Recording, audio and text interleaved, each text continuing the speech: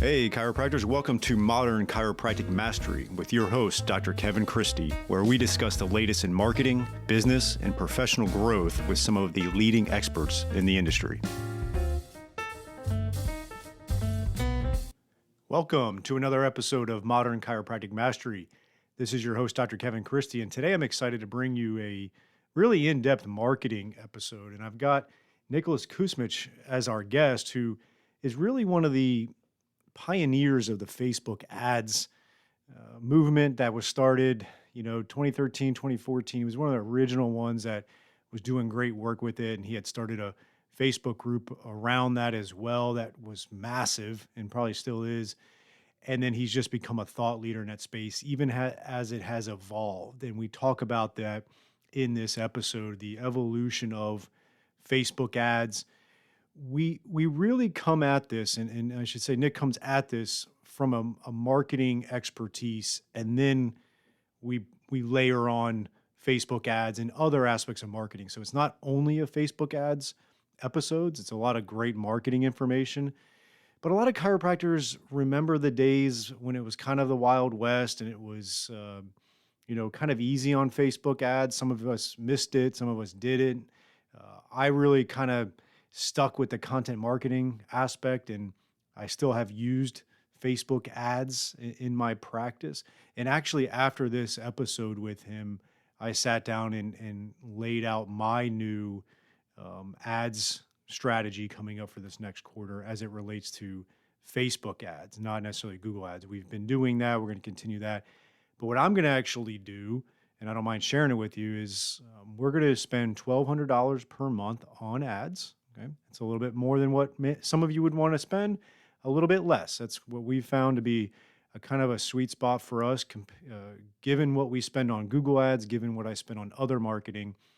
I'm going to go with $1,200 a month, and I'm going to divvy that up three different ways. I'm going to spend $400 on uploading my email list into our ads manager, and any of our patients that have that email address affiliated with their Facebook account will be the only ones seeing our video content. And again, we're going to be using video content essentially. And then the second will be $400 towards anybody that's visited our website for the last 180 days. You kind of know how that works, right? You go onto Nike.com to check out some shoes, and next thing you know, you're getting ads on Facebook. And then the third is we're going to do a 1 to 2% lookalike audience of our email list. So we're going to try to attract new patients, but we're going to attract the ones that are very similar to our patient base. And we can do that because we'll have our email list, and that is our patient base. And so that's what I'm going to be doing for Q4 into Q1 of 2024. I'm going to give it 6 months, see how we roll with that. My goal is to stay top of mind awareness of our current patients, anybody that has kind of kicked the tires with us maybe on our website, and then obviously get some awareness with new patients as well. And this particular episode with Nick really helped me kind of get clear on that and moving forward with it. And he brings just a lot of great information on ads. I know a lot of you have been reluctant. And if you have the marketing budget, which you should make sure you have a marketing budget, after this episode, you may be considering doing Facebook ads. Okay. So without further ado, here is my interview with Nicholas Kusmich. All right. Welcome to the show, Nick. I really appreciate your time today. I'm excited to dive into Facebook ads, Facebook in general, probably ads, IG ads, all the fun stuff. It's changed over the last 10 years. But before we dive into that, tell us about yourself personally and professionally, and then we'll take it from there. Yeah, I'm Nicholas Kusmich, and fortunately or unfortunately, I'm the only Nicholas Kusmich on the planet I've found. There's no other ones. That's a good thing because it's easy to stand out. It's not a great thing because it's hard to spell my last name. So trying to find me is a little bit difficult. But I live in the west coast of Canada. I have 2 beautiful kids, a beautiful wife. And we've been on the Facebook, now known as Meta platform, literally since day one, since the platform came out in beta. And we can get into more about that in just a second, but I call it my $100 million decision. I mean, if you look over the last 20 years of us being on the platform, we've generated over $100 million in collective sales on the platform. And it's just been one heck of a ride. So I'm excited to talk about what's all going on in that world. Yeah, absolutely. I remember, back in the kind of wild west of Facebook ads, you were definitely one of the first ones getting at it, and Facebook group around it, and people were trying to figure it out. And you seem to have figured it out before a lot of other people did. Take us back to that point where, in our profession, we kind of joke around. We call it the $27 all you can eat chiropractic ads, where it's like, you were trying to get a zillion people in for 27 bucks, and then hopefully Yeah. some would come in and obviously buy your services and stuff. And it Yes. it just seemed like it was shooting fish in a barrel. So take us back to that point, and then we'll go from there. Well, you're right. It was the wild, wild west many years ago. And what I mean by that is like Facebook's changed a lot because back then you could say whatever you want and do whatever you want and get away with it without any repercussions, essentially. But I think what happened for me was I was a student of marketing well before Facebook ever came out. Like if anybody knows the marketing game, if you go study the old greats, the Ogilvies of the world, the people who wrote books before marketing online was even a thing, like this is who I was being mentored by and this is what I was studying. And so when Facebook came out, I think what happened was the vast majority of people who would do what we call direct response marketing try to take direct response marketing and cut and paste what worked in like a postcard or a radio ad or a television ad or some sort of ad and just cut and paste that into the Facebook platform. And they're wondering why it wasn't working. And I think the reason we got some early success and we're able to like ride this wave for the last over a decade is because we understand the principles of direct response marketing, which I just, for those who may or may not understand what that is, it essentially is marketing that requires some sort of a call to action from the person who sees that marketing. Unlike what would be known as brand marketing, which is like a billboard up on the screen that says, hey, I'm a chiropractor, locally in this city. So direct response marketing, it's a preference. I like it because you get to measure the effects of your marketing. You get to know if I spend $1 today, how much do I make later on today, which is very powerful. But I think the key, like I was saying, was we understood direct response marketing, but I also understood the context of a social platform. And I think when you can marry the two together, understanding direct response marketing, but also understanding what a social platform is, that changes. And Kevin, do you mind I'll give you a little example so people can understand what I'm talking about there. Absolutely perfect. But if you wake up in the morning and you go to Amazon.com, I know that you have commercial intent. Nobody goes to Amazon generally to search for what to eat for dinner that night or some sort of a solution. If you go to Amazon, you go with credit card in hand. In fact, you don't even need your credit card because Amazon already has it. And you're going to go peruse things that you're looking to buy. Once you find it, you're going to hit the button. It's going to check out and you're all good. And so it is completely logical for people on Amazon to try to sell you something because that is the purpose or the context of the platform. But nobody ever wakes up in the morning and goes on Facebook or Instagram and says, I wonder what I could buy today, like with credit card in hand, and says, I'm looking for a chiropractor, or I'm looking for a widget, or I'm looking for a mug. That's not the case. People go on Facebook or Instagram to see what's up, to watch cat videos, to see what their grandchildren are up to kind of just like stay social, hence a social platform. So the marketers who go on a social platform and try to sell hard, that is oftentimes one of the greatest mistakes that people make.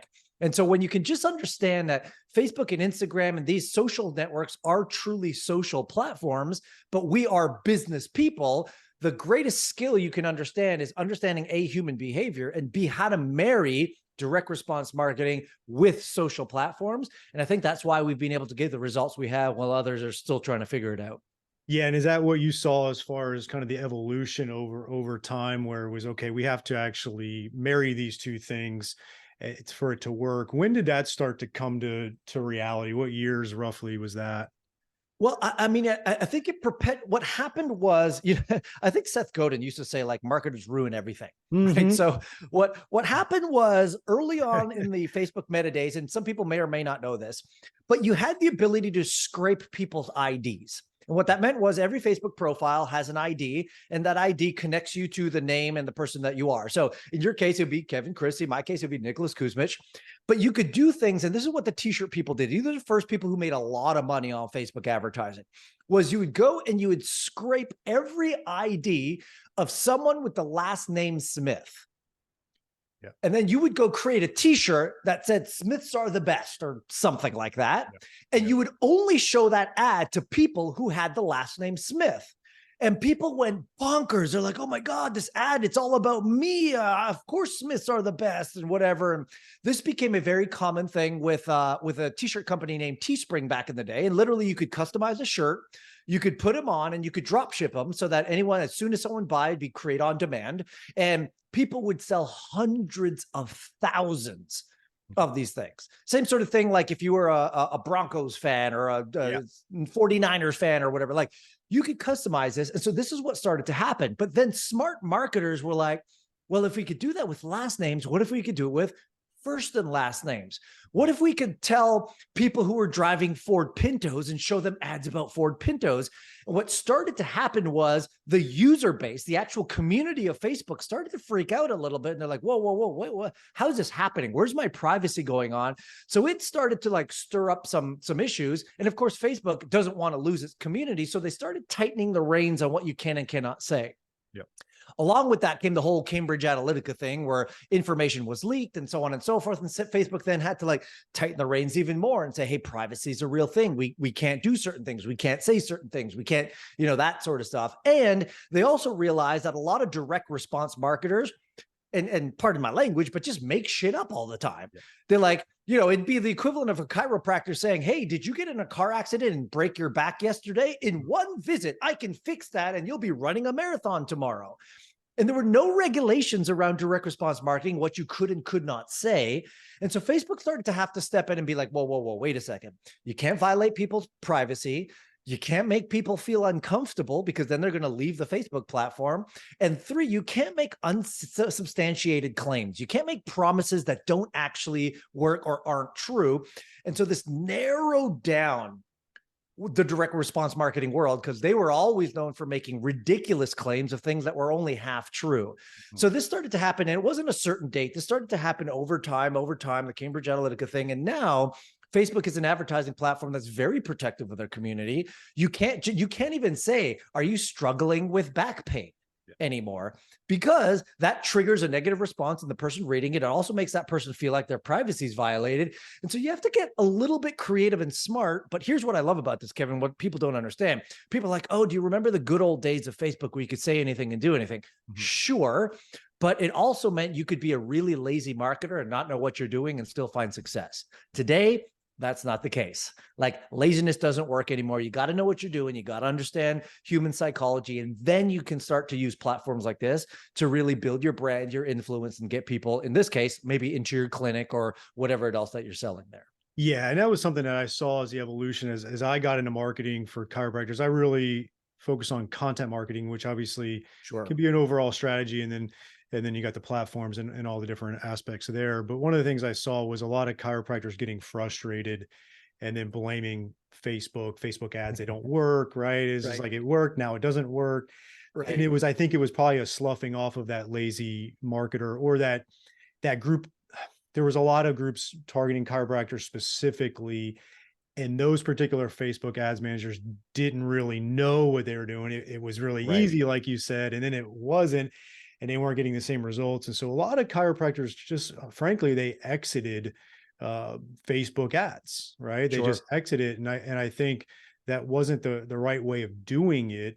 And I think now there's obviously some strategies that would work for them. And many of them just haven't given it even a chance since then. And so I want to try to change that narrative a little bit there. All right, docs, here is a new opportunity for you from Darcy Sullivan of Propel.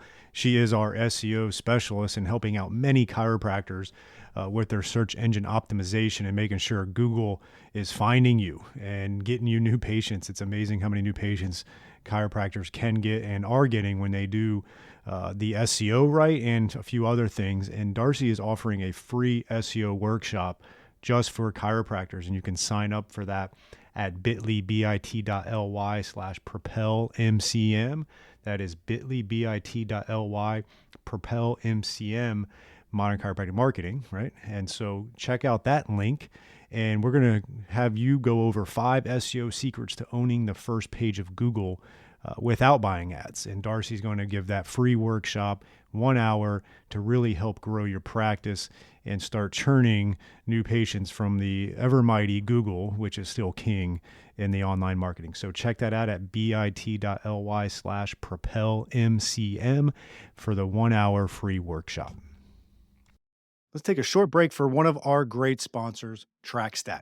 It is a new type of software plugin for your EHR that combines patient communication, marketing, automation, and statistics with patient and employee tracking. Built by chiropractors for chiropractors, it shows your team what to focus on each day. See patient visit habits, missing information, unpaid bills, insurance collection visit average, and more. Great visibility of data so you can focus on filling your office with your best patients. When you can see what your staff and patients are doing or not doing and take action accordingly, your profits naturally grow. Take TrackStat for a test drive in your office with our free trial. Not a techie, no problem, we can help.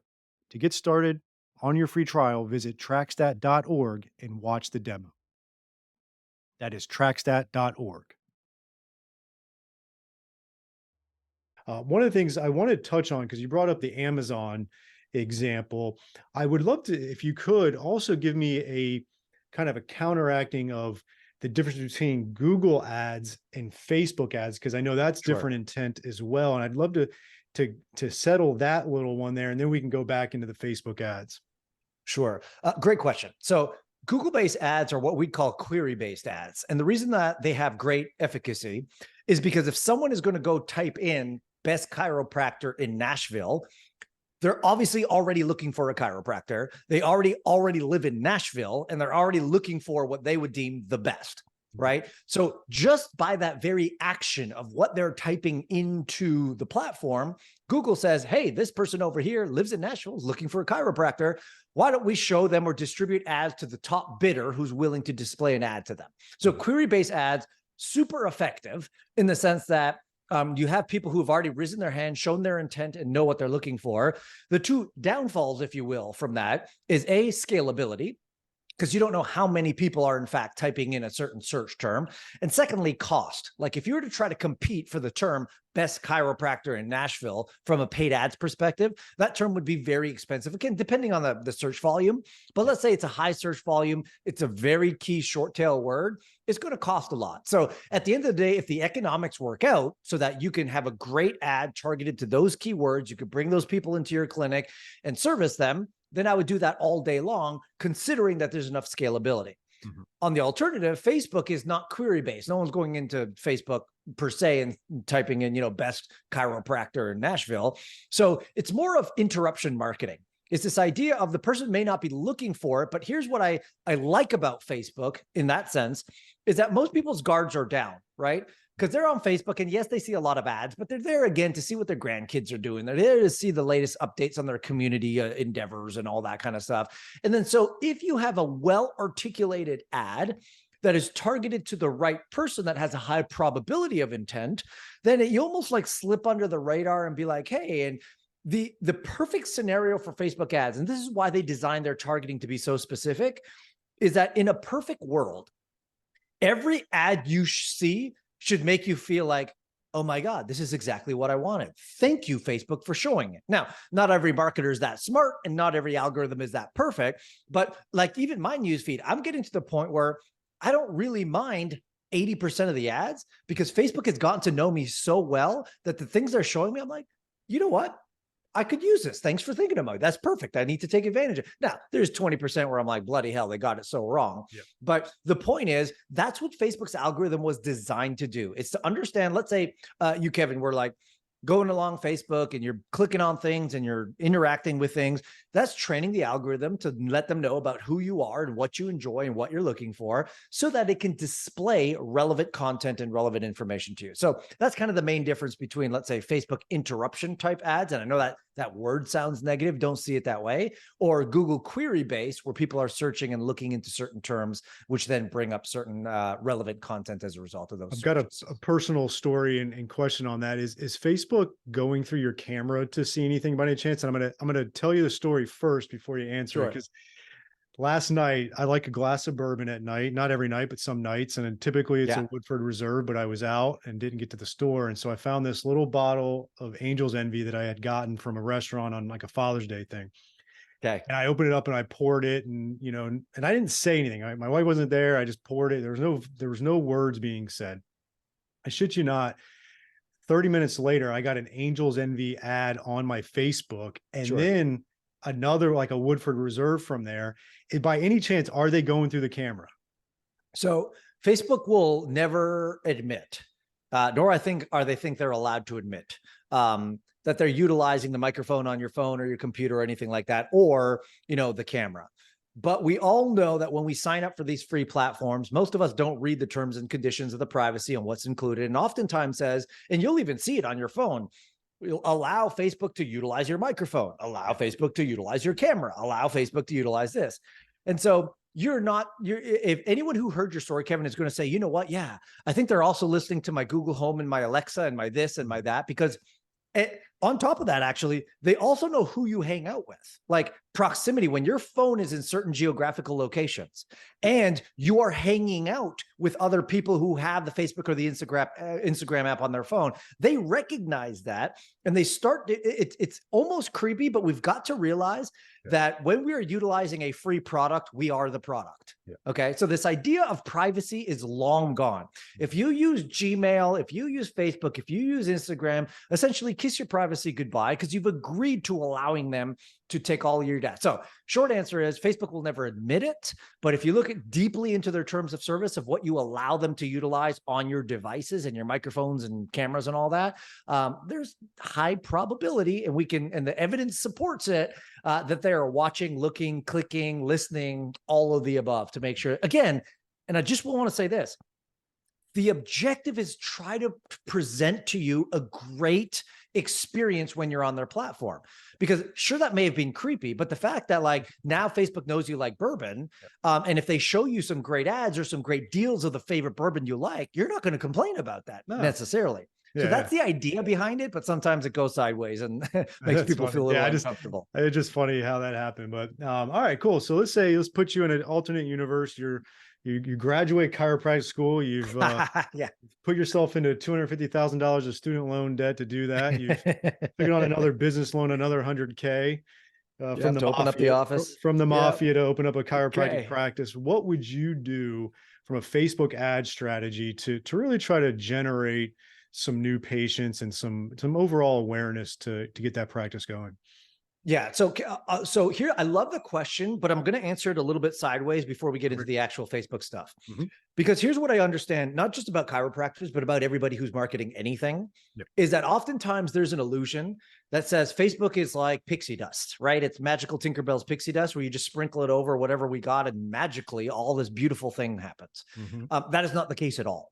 And so one of the things that I recognize, this is just, again, the difference between understanding just human psychology and marketing versus using a tool like Facebook to help with that marketing.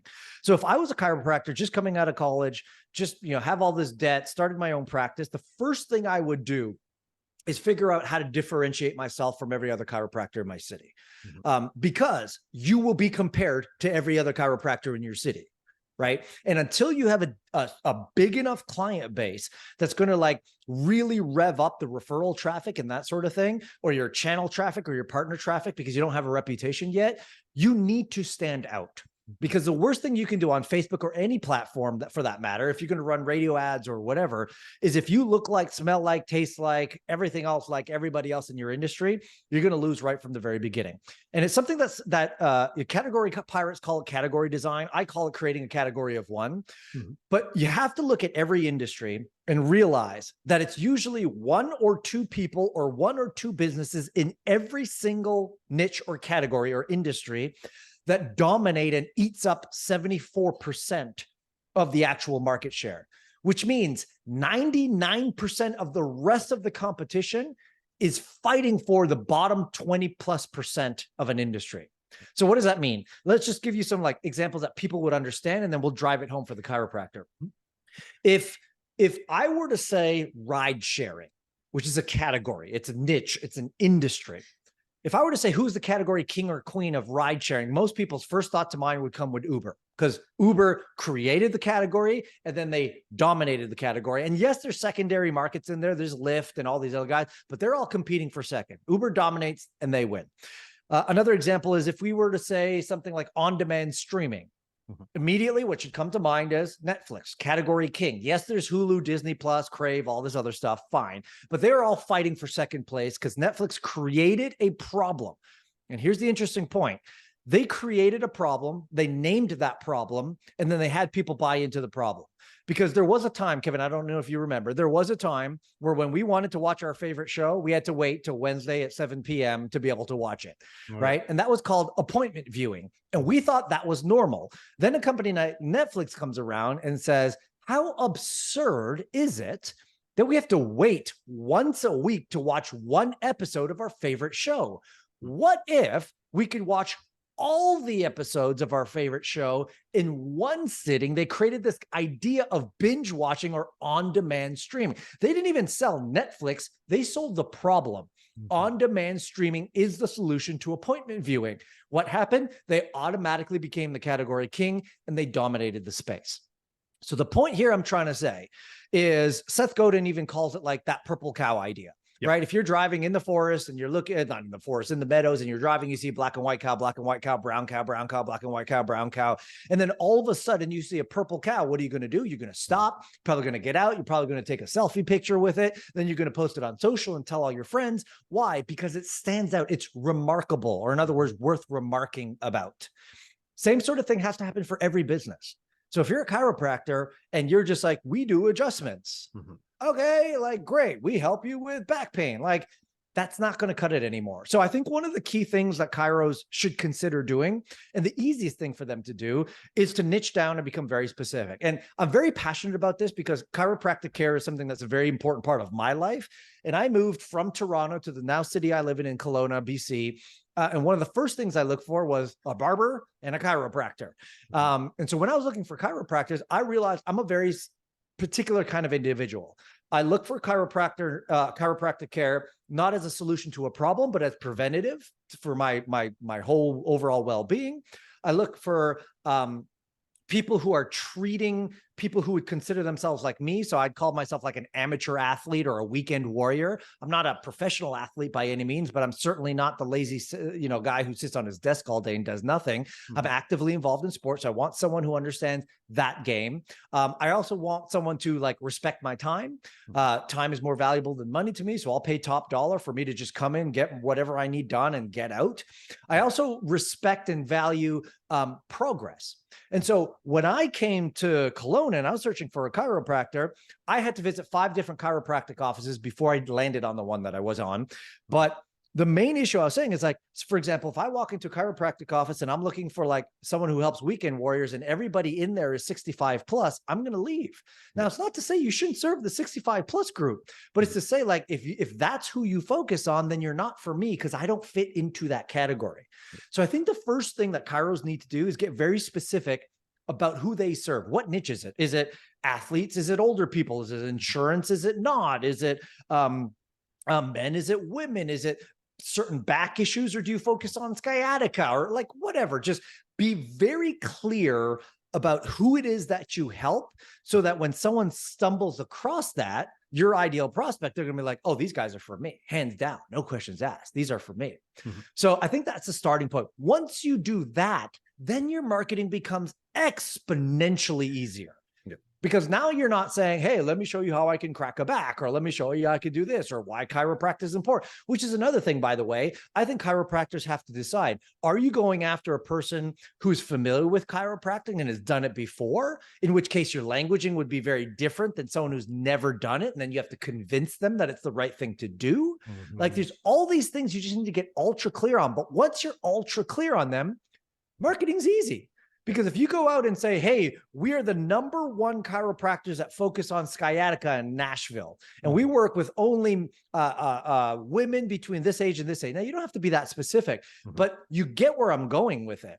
When your content and your marketing and your languaging and your scenery, if you're going to shoot videos and it's got the scenery that works for your people and so on and so forth, then the marketing's so much easier. And then the person in their cognition, by seeing some content and some ads like that, are like, oh, of course, these guys are for me. That I fit into that category. And then again, we can start getting into some ad stuff. So I know I kind of like derailed that a little bit, but no, that was perfect. No, that's something I'm glad you talked about, because one of the things that I think a lot of chiropractors don't understand is that it's still about, getting the congruent messaging with the congruent audience and then creating content around that. Now, would you say video is kind of the most effective for chiropractors with running video ads? I think or Facebook ads? 100%, because in any service-based industry where you're going to want to know who you're working with, Yep. everyone knows the old saying of like, we do business with people we know, like, and trust. And Mhm. one of the fastest ways to create know, liking, and trusting, and know, like, and trust simply means I don't know you and now I know you, so I'm familiar with you. It's familiarity. Liking means not that I like you as a human being. We Mhm. work with people we don't necessarily like as human beings, but I am like you. Like there's a liking element to it, and then there's a trust element. So video allows you to do that a lot faster, because if someone can see you, they get your personality, they hear your tonality, they see what your office is like, they see how you operate and how you work. Mhm. All of a sudden, you go from unfamiliar to familiar. You go to, oh, I kind of like something about that office or that space or whatever, and I trust that person because the content that they're giving me is relevant to me. Now, all of a sudden, with one simple 30-second video ad, you've accomplished way more than you could with any kind of like text-based or just audio-based type of conversation or communication. Yeah, that's perfect. And I'm glad you answered that way. And then from a video length standpoint, I know it can probably just, what would you give a range on that for these particular ads? Yeah, well, because Meta has many different platforms that you could place on. So you could place on Instagram, Mhm. you can place on Facebook, you could place in video feeds, you could place on the news feed, you can place on Reels, you could place on stories. What we generally say is if that can be 30 to 60 seconds long, Mhm. you're kind of allowing that video to be played in the most amount of platforms within the Meta platform as much as possible. And again, we've got to remember, like, TikTok changed the game for people's attention spans. TikTok reels are like 15 seconds long. And this is now what's kind of programmed into a lot of people. Now, Mhm. even if your demographic is older, 60 or 65 plus, and they're spending any time on the internet, they're seeing 15-second bits and bytes and this and that and movement and this and whatever. So recognizing that the attention spans are a lot lower, Mhm. people want you to get straight to the point and be very succinct. 30 seconds, 15, 30 seconds is great. Anything less than a minute is ideal, but you don't really want to go any longer than that because you'll essentially start losing people. Okay, perfect. And then really, what would you say? Let's just take a regular size city, not something as big as Nashville, not Mhm. something as small as, a farm town in Iowa. What would be kind of your minimum effective dose of money per month to run ads to where you're going to really get a little bit of traction there? Yeah. So I love this question. And there's two ways to answer it, because we get this question all the time when people come to say, well, Nick, what should my starting budget be? To be honest with you, if you're very much starting out, I have an answer and we'll give that in just a second. Yep. But budgets are arbitrary numbers Hmm. because it doesn't actually matter. What we're looking for are the economics. So you want to factor in the economics and say, you want to reverse engineer everything. So if you say, Hmm. okay, if somebody comes into my clinic and says yes to my care plan that I prescribe to the people, assuming you're good and you can get them on a long-term care plan, the first question you want to ask is, what is my lifetime value of a typical patient or client? Hmm. Right? If I know that the typical client is going to spend $1,200 with me over the duration of the year, that gives you a starting point on your economics. Okay, $1,200 is the starting point of a general person who stays with us a year, and we know that 60% of people stay with us for a year because of how we structure our care plans. Great. Then if your method, and maybe we could talk about this or maybe not, doesn't matter, but let's say your method is a free consultation or a $27 initial consultation, Hmm. right? Because that's what we see happen a lot. Yeah. Then you also want to figure out the math of how many of those consultations do you need to have Hmm. in order for you to score one long-term care plan. Yeah. Right. And this is just simple numbers. It's I need to have 10 of those to get one. Okay, good.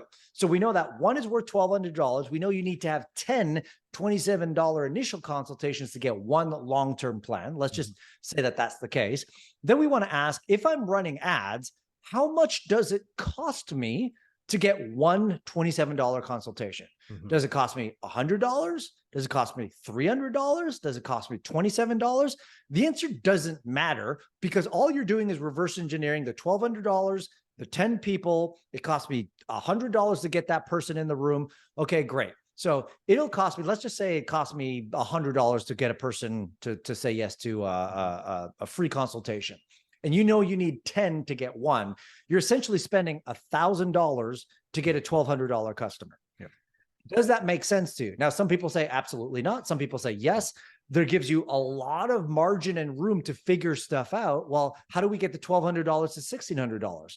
How do we get the 1 to 5 instead of 1 of 10, right? And all these numbers. But once you have those numbers, then marketing is easy. Because if you were to say, well, what is my budget then? What do I have to spend? Well, it doesn't matter. If you know your economics, you could spend up to, let's say, $100 to get someone to say yes to initial consultation. And then the question really becomes, well, how many initial consultations do you want a day?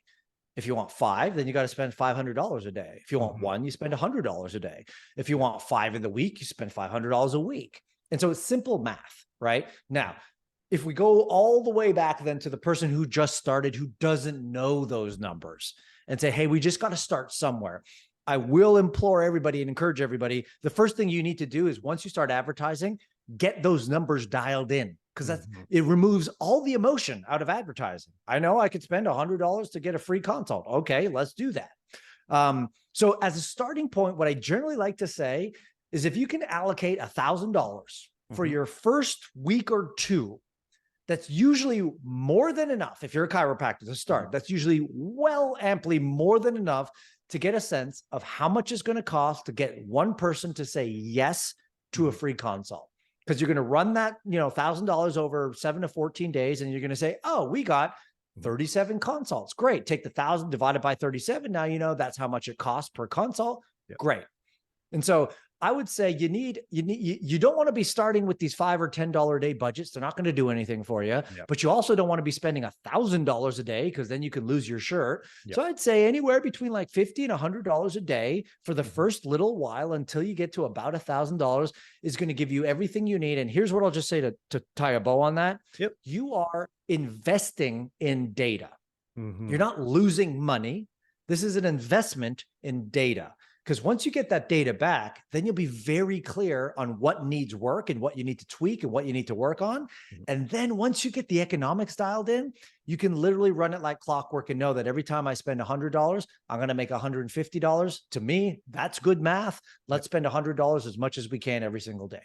That makes a lot of sense. And one quick question on, obviously, ads manager versus, say, boosted posts. Is that still a big difference between the two for our audience? Yeah, I love that. I love that. So what I tell people is that a boosted post on Facebook or Instagram is Facebook's way to make money off people who don't know what they're doing, right? Because think about it. They make it so easy. There's a big blue button that says boost, and you can say, yeah, just push the button and it'll be $20 or $50 or whatever. And Facebook's just like, cha-ching, we'll just collect that 20 or $50, and you see 0 results from it, and you're wondering what the heck is going on. So there is something to say about running an ad properly versus just donating to, I call it Facebook philanthropy. It's like donating to the Zuckerberg fund just for kicks. Like, I heard a good analogy. It's like the boosted post is like the slot machine in Vegas, and then actually having really good ads management is like playing at the real poker tables with the sharks in there. It's like, now you're playing. It's a great way to put it. I like it. And again, you could choose. Do you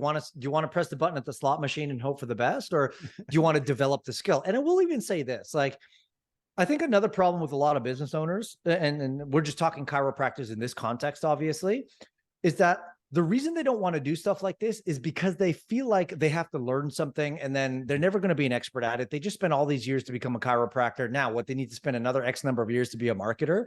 So there's something to say about either investing in people who will do it for you, investing in a team member who can then learn it, but that's their main focus. So I will suggest, like, to stay in your area of genius. As a chiropractor, you don't need to know how to do this. You just need to know the generality, high level of it, so that if you're hiring someone, whether it's a vendor, an agency, an in-house person, your office manager, whoever it is, that you know enough to ask the questions you need to ask in order for this to be done properly. Yeah. And that's one thing. I've been a member of Strategic Coach for 10 years. And so one of their concepts with Who Not How, and a book they wrote, I try to really hammer that into my audience and people that I coach with chiropractors. Like, look, you got to find the who's to do it and do it right. And so I'm going to ask just one more question from strategy standpoint. A lot of chiropractors have a nice list of emails from their current and past patients. And maybe it's 3,000, maybe it's 10,000 emails in there. I know with Facebook, you can add that email list into an audience and you can Yes. put content around people that already know, like, and trust you, like you mentioned. Yes. Do you like that strategy for chiropractors as far as like just, reactivations of your current patients, referrals? Because obviously if Mary's husband's complaining of headaches and then Mary sees your video, there's a higher chance they're going to refer her husband in there if she didn't see it. What are your thoughts on that strategy? Yeah, I love that. So I think there's a couple things to do. If a chiropractor actually has a list of past customers or people who've risen their hand to say, I'm interested in your offer, I think there's two things you can and should do. One is the old Dean Jackson 9-word email. Everybody knows it. And if you don't, you should learn it now. But it's a reactivation technique that simply says, let's call it Mary. You say, write her an email that says, hey, Mary, are you still interested in chiropractic care? Or you could ask it in another way. Hey, Mary, are you still interested in overcoming your back or your neck pain? Right. And just wait for someone to respond, get in a dialogue with them and get them in, with some sort of an irresistible offer back into the clinic to be able to set something up. You also nailed the great point. It's if you want to categorize, I categorize traffic on Facebook as tier 1, tier 2, and tier 3 audiences. Tier 1, we would consider low-hanging fruit, warm audiences. A great warm audience is obviously uploading your list to Facebook and saying, hey, Facebook, only show my ad to this list. And then you can be very specific about your messaging because these are people who already know you. They already like you. They've already been in your world. You don't have to convince them of anything. You can maybe just let them know of a special that's going on. Hey, Thanksgiving is coming up or Christmas or holidays are coming up. We want to make sure that you're in the best care and taking the best shape of your life. Why don't you come in? We've got a special thing going on or whatever. So custom audiences, i.e. list that you upload is a great warm tier 1. Another thing is if you have a website and maybe you're doing Google ads, or maybe you just have a website and people are visiting from Yelp or a review site or whatever, another great custom audience that you could target are people who visit your website. Yep. So you can create, again, we don't have to get into details of this, but Facebook gives you the ability to set up an audience that says everybody who's visited my website in the last 180 days or less, show them an ad. So that's a great warm audience. So you want to be thinking about tier 1 audiences as anybody who is warm and somewhat familiar with you, who's already in your world on some level. And, you can promote something that way. Tier 2 audiences are what I would call like not low hanging fruit, not cold, but not warm. So in between, let's call them like lukewarm audiences. And these are people who are most likely interested in what you have to offer, but they just don't know you yet. And that could be understood by asking 3F questions. I'd like to ask it.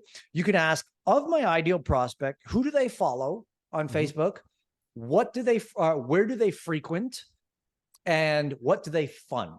So if we can say, hey, again, let's say someone's got back pain, maybe they're reading a certain medical publication that's all about back pain. Okay, so if they're following that individual who's all really well known for back pain specialist or a brand that sells a back pain solution, you're like, oh, that person would probably be interested in chiropractic. So let's target them.